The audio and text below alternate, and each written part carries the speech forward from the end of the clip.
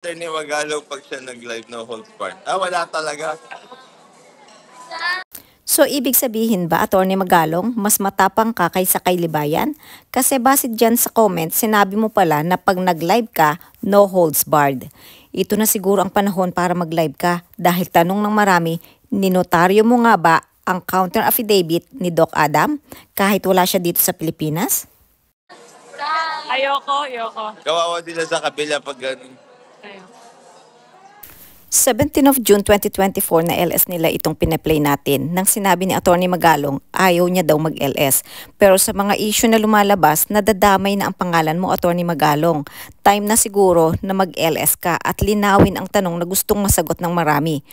Gumawa nga ba ng illegal ang law firm ninyo? At ikaw nga ba ang pumirma sa counter affidavit ni Doc Adam kahit wala siya dito sa Pilipinas? Mas maganda siguro na magmula sa bibig mo ang paglilinaw. Total, ayon na rin sa inyo, no holds barred ka kapag ikaw ang nag-LS. Sabi niya, batas natin. Yan. Ay, pwede. O ayan, pwede na yung name ng channel mo, Batas Natin. Sana soon makapag-LS ka at mabigyan mo ng linaw ang notaryo issue na ito. At nang marinig naman namin ang mga no holds barred mong mga komentaryo. At isa pa, baka sakaling mas may matutunan ang listener sa iyo kaysa kay Libayan. Kasi sabi ni Libayan, ang stand mo sa age of sexual consent ay 16. Baka pwede mo ring bigyan linaw ito.